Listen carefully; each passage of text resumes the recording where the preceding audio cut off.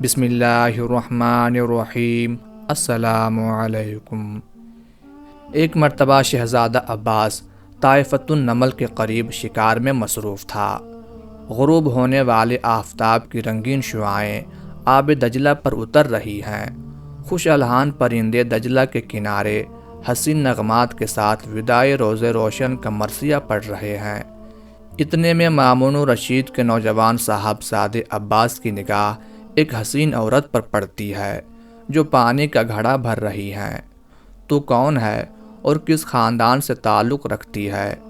کیا ایسے غیر آباد مقامات پر بھی جہاں پہاڑ اور جنگلوں کے سوا کچھ نہیں ہے حسن جنم لے سکتا ہے؟ شہزادہ اپنا فقرہ ختم کر کے دیکھتا ہے تو غیور حسینہ کے چہرے پر بل آ چکا تھا۔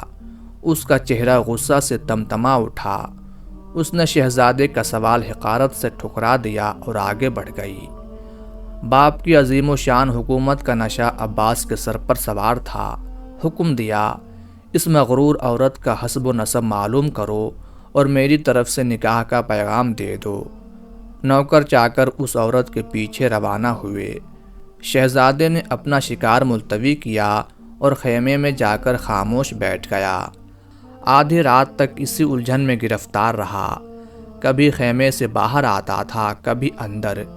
اتنے میں ایک خادم نے آ کر عرض کی، عورت خاندان برامکا سے تعلق رکھتی ہے، نام مغیرہ بنت ازار ہے، وہ 2 بچوں کی ماں اور حسین بن موسیٰ کی بیوہ ہے۔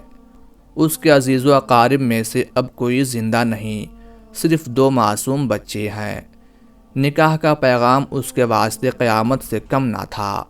وہ سنتے ہی آپے سے باہر ہو گئی اور اس نے یہ الفاظ کہے، ہارون رشید ہماری جانیں تباہ کر چکا، اب مامون ہماری عزت و ناموس کے در پہ ہے، لیکن عباس یاد رکھے کہ اس کی شہزادگی کو اس ٹوٹی پھوٹی جھونپڑی کی دہلیز پر دونوں ہاتھوں سے مسل دوں گی۔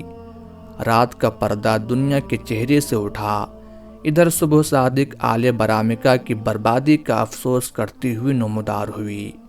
ادھر طائفۃ النمل کے ایک مختصر سے مکان میں مغیرہ نے نماز فجر سے فراغت پا کر چھوٹے بچے کو سینے سے لگا کر پیار کیا اور کچھ کہنا چاہتی تھی کہ شہزادہ عباس کا پیغام ایک قاصد کے ذریعے سے اس کے کان میں پہنچا۔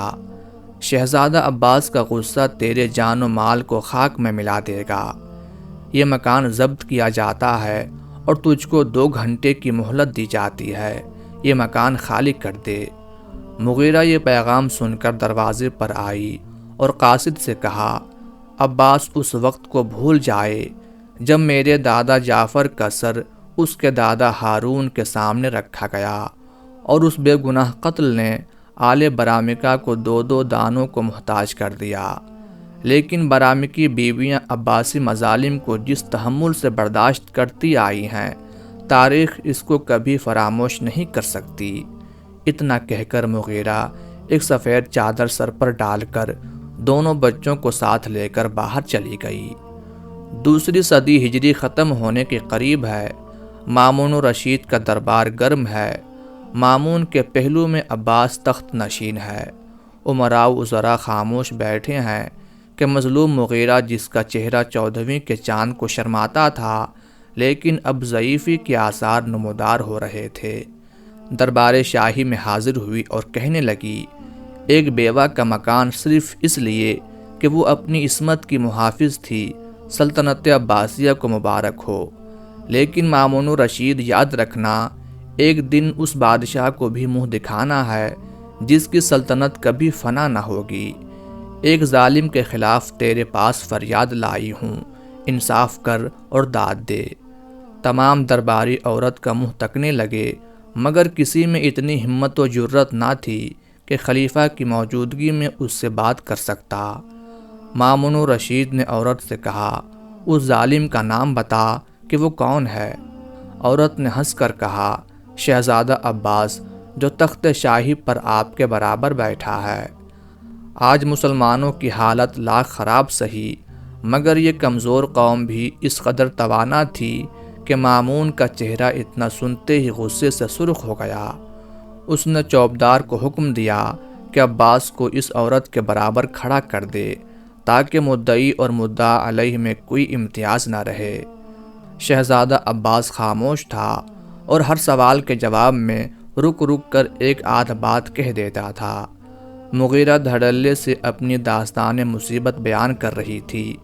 اس کے چہرے سے عصمت کا خون ٹپک رہا تھا، یہاں تک کہ اس کی زبان سے یہ لفظ نکلے، عباس یہ صحیح ہے کہ تو مامون الرشید کا لڑکا اور سلطنت کا مالک ہے، لیکن یہ ہاتھ منتظر تھے اس وقت کے کہ اگر تو اپنی دھن میں آگے بڑھ کر میرے قریب پہنچا تو تیری گردن مروڑ کر رکھ دیتے۔ آل برامکہ کی دولت عباسیوں نے پامال کر دی، مگر ہماری عصمت وہ دولت ہے کہ ہم عباسی سلطنت کو اس پر قربان کر دیں گے۔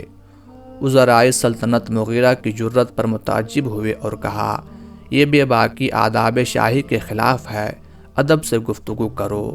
مامون نے کہا، اس کو مت روکو، یہ حق رکھتی ہے کہ جو کچھ اس کے منہ میں آئے کہے۔ یہ صرف اس کی صداقت ہے جس نے اس کی زبان کو تیز اور اس کے حوصلے کو بلند کر دیا ہے، اور عباس کی کمزوری ہے جس نے اس کو گونگا بنا دیا ہے۔